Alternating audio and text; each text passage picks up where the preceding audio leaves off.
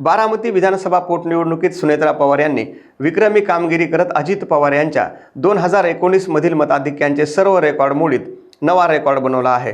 सुनेत्रा पवार 2,18,930 इतक्या विक्रमी मताधिक्याने विजयी झाल्या आहेत। देशात सगळ्यात जास्त मतांनी निवडून येण्याचा विक्रम सुनेत्रा पवारांच्या नावाने झालाय।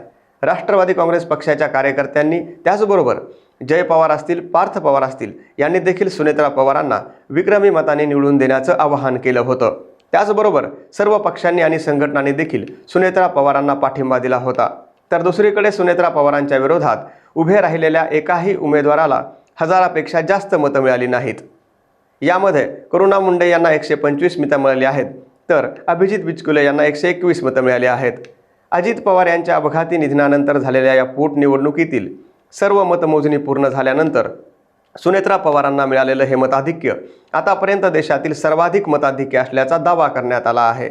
याआधी उत्तर प्रदेशातील सुनील कुमार शर्मा हे 2022 मध्ये 2,14,835 मतांनी विजयी झाले होते। सुनेत्रा पवारांनी त्यांचा विक्रम मोडला असल्याचं राजकीय विश्लेषक सांगत आहेत। तर सुनेत्रा पवारांना मिळालेल्या विजयानंतर पार्थ पवार यांनी माध्यमांशी संवाद साधला। यावेळी बोलताना पार्थ पवार म्हणाले की आज रेकॉर्ड मतांनी निवडून आलो आहोत, त्यामुळे सर्वांचे आभार। निवडणुकीला सामोरं जावं लागेल असं वाटलं नव्हतं। आम्हाला कुणालाही वाटत नाही आज आनंदाचा दिवस आहे, कुणीही जल्लोष करू नये। आता मी इथे लोकांसाठी असेल। आचारसंहिता संपल्यानंतर मी जनता दरबार घेईल अशी माहिती देखील पार्थ पवारांनी दिली आहे।